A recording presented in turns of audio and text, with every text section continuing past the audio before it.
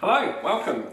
This video is for quick bread buns. So hopefully you've got your recipe, but if not, you can follow along with this video and I'll take you through how I've made my quick bread buns at home. So it's quite a sunny day today, so hopefully you can see, but I'll talk you through all the ingredients and all the equipment I've got. Just before you start, as always, wash your hands, so make sure your hands are nice and clean. You're going to be mixing bread, so you definitely want to make sure your fingernails are clean and really give them a good clean before we do this. So good. Right, let's have a look at what you're going to need. So first things first, you will need some flour. I've weighed this out, and this is strong flour. So this is not normal flour, it's strong flour. Okay, so you need to look on the packet for bread flour or strong flour. It's got a higher gluten content compared with normal flour. Normal flour will not work. Normal flour will make you pastry, so it must be strong flour. Okay, so that's what it is. I've got some oil here. So the oil is 15 ml, so I don't know if you can see that, but it's only a little bit. So I put that on my scales just over here, and I've weighed out 15 ml. So 15 grams or 15 ml will be fine. And then you will need some yeast. So this comes in little packets like this. Here's some I bought earlier. So you get it in little packets like this, and you want a small amount of yeast. You don't want too much, don't want it too yeasty. So I have put in a little tiny scoop here like this.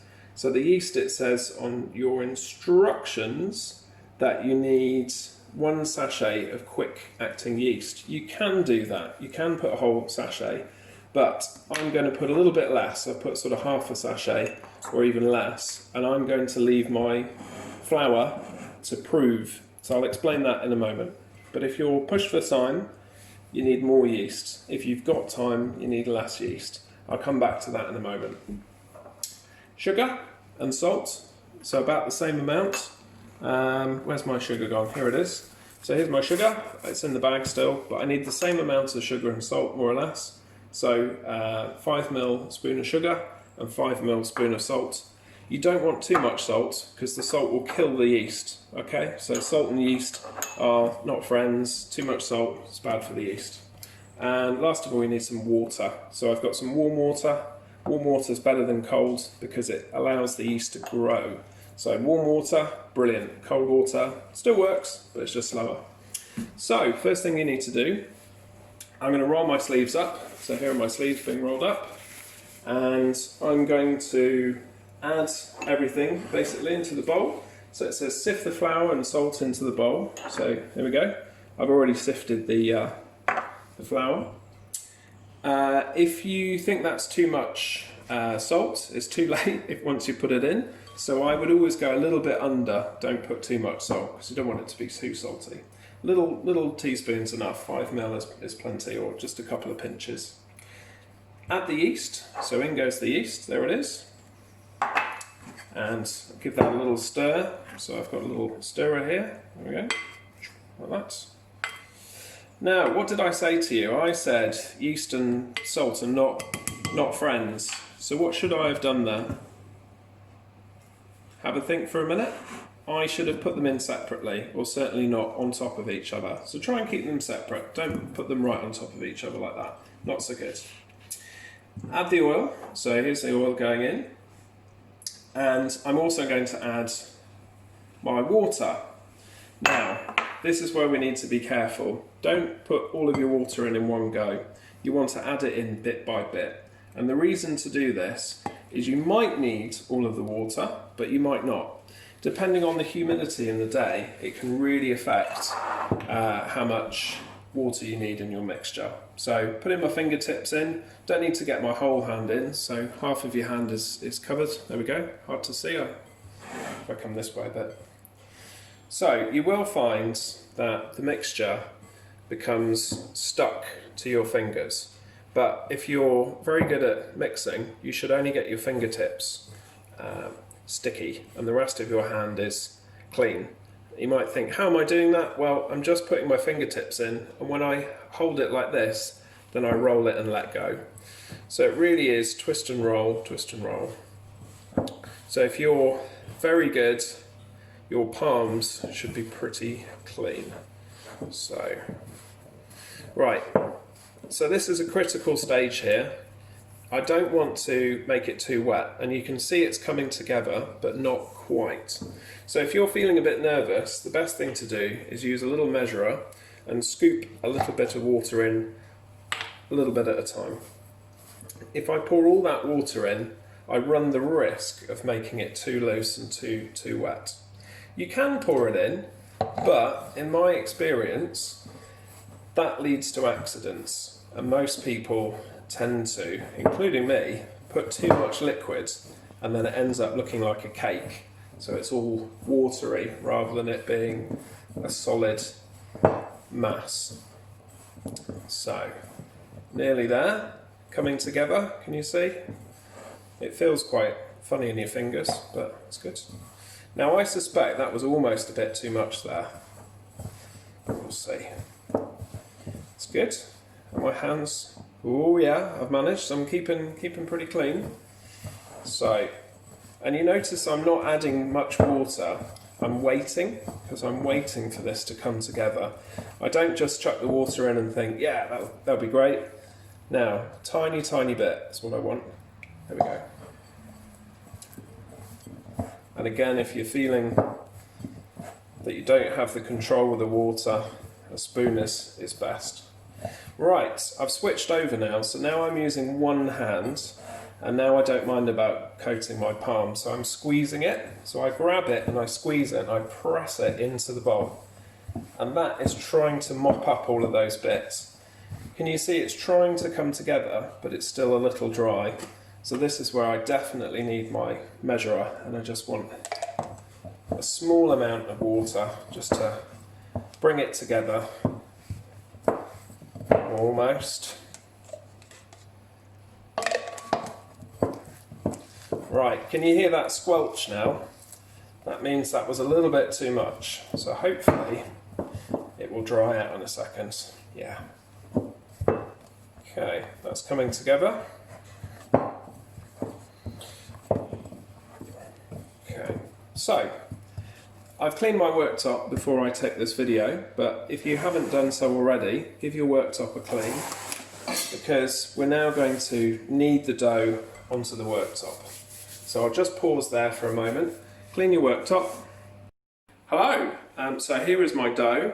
It's a little dry, but I'm going to knead it. It feels a bit rough as well. The plan is to knead this on the tabletop now for a little while. It says in the instructions 10 minutes, it's quite a long time. You certainly have a good workout.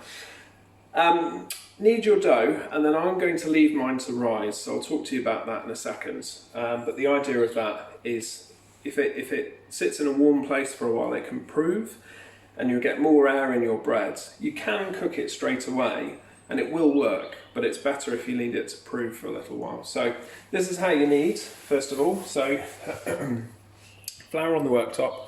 I'm going to use the heel of my hand, if you like, or my palm there, my wrist. So I'm going to push down like this, roll it out, twist, and then go the other way. And you can do that again and again. Okay, and there isn't really, I mean, there's lots of different ways to do this, but so long as you're working the bread, working the flour. Now the reason you're doing this is you're stretching the gluten. You can do it two-handed as well if you want to. The reason you do this, the gluten needs stretching, so it'll make your bread more sort of bouncy, if you like, and soft and fluffy, but it improves the texture of your final loaf. So 10 minutes is quite a long time. You might want to do a few minutes, have a break for a few minutes, and then do a bit more. So I take it, turn it, roll it, squidge it. Now what should happen, and you'll notice it becomes tougher, so it becomes like, it'll start to feel like a squidgy ball, or you're kneading rubber bands, and I will show you what that looks like. So when I let go, can you see it springs back? It's becoming elastic, and that is the gluten that start to have been worked. It's hard talking to you while I'm kneading this at the same time, but I think you can see it's becoming more and more stretchy and springy. So give it a knead, 5-10 minutes, 5 minutes minimum if you can. 10 minutes is brilliant. And then what I'm going to do, that's starting to feel softer now, And it smells good as well. So I'm going to pop it in my bowl. I'm going to cover this with cling film, and then I'm going to put it in a warm place. So I've just had my oven on. The oven's been 200 degrees, but I have a double oven, so my top oven is just slightly warm. So I'm going to put this in the top oven, not on, so it's just cold, but it's about 40 degrees in there, something like that. And that's pretty good for getting dough to prove and rise. So cover it with some cling film, put it somewhere where it's just a bit warm, doesn't need to be hot, and this should puff up and rise. Leave it for a little while, and then I'll show you what to do with it next.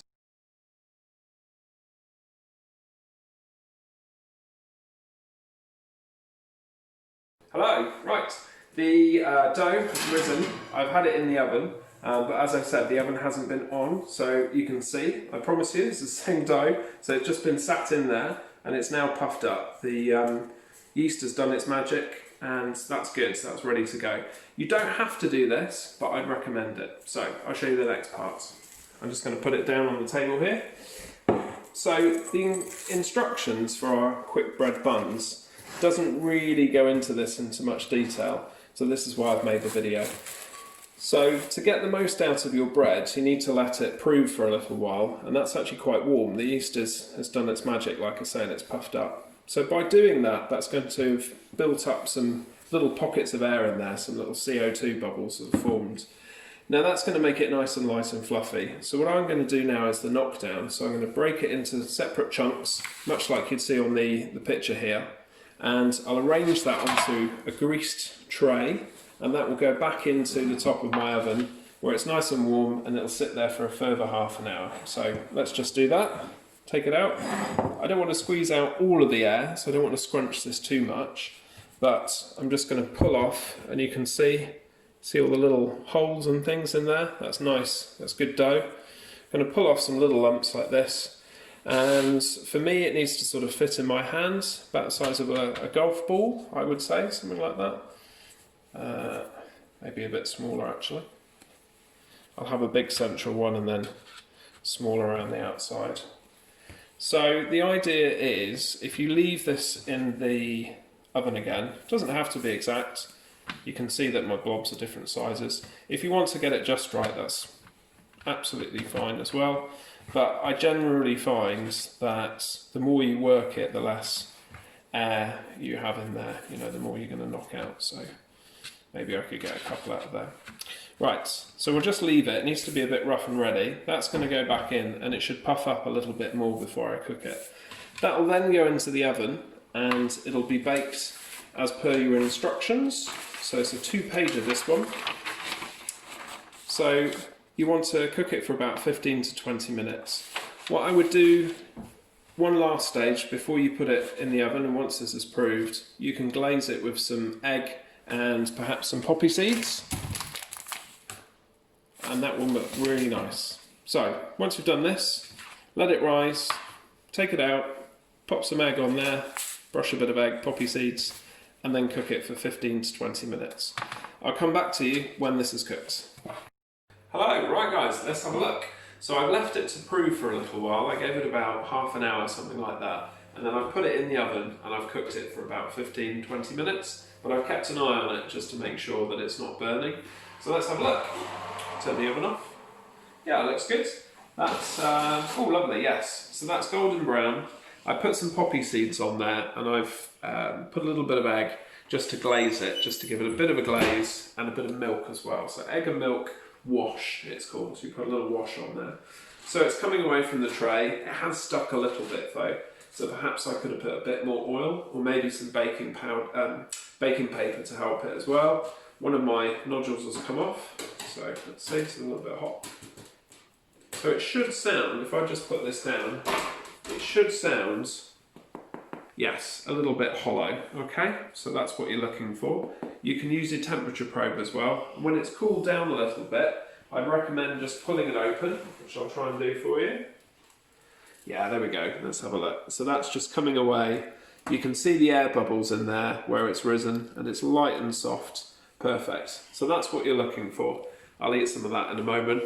But I hope you enjoyed that this week. leave your bread to proof. That's the best advice I can give you. The longer the better. The longer you leave it, the more air you'll get into it and the lighter your loaf will be. If you cook it straight away, that's absolutely fine, but it's even better if you can leave it to proof. So that's my top tip for this week. I hope you enjoyed it, and I shall see you next time. Bye for now.